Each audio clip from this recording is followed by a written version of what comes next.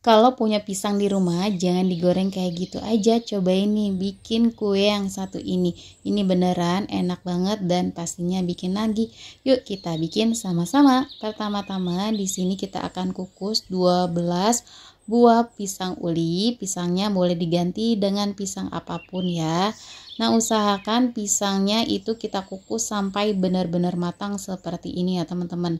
Karena di sini aku pakai pisangnya yang setengah matang ya, jadi belum terlalu matang. Jadi aku pastikan pisangnya ini benar-benar matang.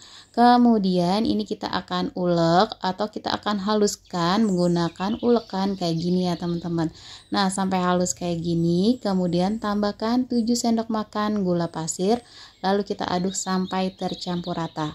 Nah, karena aku menggunakan pisang yang belum terlalu matang atau kematangan, jadi di sini akan aku tambahkan dengan air ya, tapi nggak kerikot. Aku pakai airnya secukupnya aja ya teman-teman.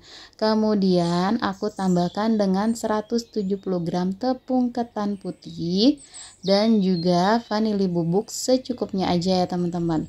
Aku tambahkan juga dengan garam setengah sendok teh, lalu aku aduk kembali sampai tercampur rata. Nah, di sini kan masih agak kering ya teman-teman, jadi aku tambahkan lagi dengan 100 ml air hangat. Karena pisangnya tidak terlalu matang atau kematangan, jadi pisangnya nggak terlalu basah ya teman-teman. Jadi ini kita perlu tambahkan dengan air. Tapi jika teman-teman menggunakan pisang yang sudah benar-benar matang, nggak perlu ditambahkan air ya. Nah, ini kalau sudah bisa dibentuk seperti ini, udah cukup ya teman-teman. Ini sudah bisa dibentuk dan bisa kita kasih isian.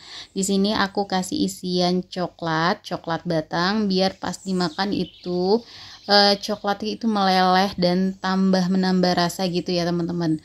Tapi kalau teman-teman nggak mau kasih isian juga nggak apa-apa, rasanya juga enak ya teman-teman. Nah, ini kemudian kita akan bentuk seperti ini. Pastikan sudah padat dan tertutup rapat ya, biar isiannya nggak bocor pas saat nanti digoreng. Nah, kemudian kita lakukan berulang sampai semua bahannya habis ya.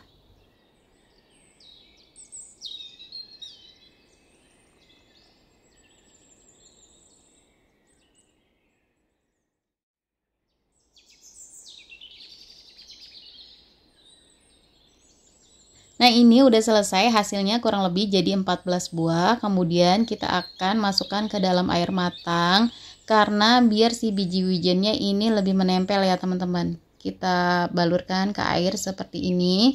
Kemudian kita pindahkan ke biji wijen. Nah, ini biar biji wijennya lebih menempel ya teman-teman. Ini boleh sambil sedikit ditekan-tekan biar si biji wijennya lebih menempel ya. Nah, ini kayaknya aku agak kering gitu ya, jadi biji wijennya nggak terlalu menempel. Kemudian kita lakukan berulang sampai semua terbalur oleh biji wijen ya.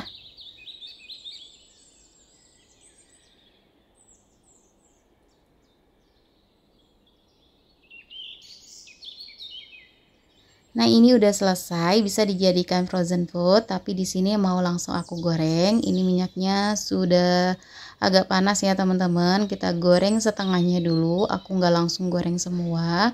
Kemudian kita akan goreng sampai kecoklatan dan juga matang. Jangan lupa sambil dibolak-balik ya, teman-teman, biar bawahnya nggak gosong.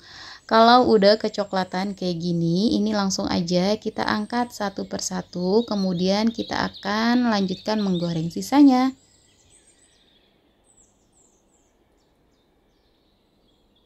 Nah, ini dia kuenya udah jadi. Dari tampilannya ini sangat menarik banget untuk dijadikan ide jualan. Kalau teman-teman mau berjualan bisa dikemas dengan paper cup kayak gini. Kemudian kita tambahkan dengan mika ukuran 6x dan kemudian di bagian pinggirnya ini kita bisa kasih staples ya teman-teman. Jangan lupa kita kasih stiker thank you biar tampilannya lebih menarik. Nah, untuk bagian dalamnya di sini aku mau kasih lihat. Dalamnya itu lembut banget ya, coklatnya meleleh dan luarnya itu agak crispy ya teman-teman. Ini enak banget, perpaduan yang klop banget. Ini beda dari kue-kue yang lainnya. Ini teman-teman wajib banget buat coba di rumah ya. Nah, segini aja resep yang kali ini aku bagikan. Semoga resepnya bermanfaat. Jangan lupa selalu disupport terus channel aku dengan cara like, komen, dan di subscribe.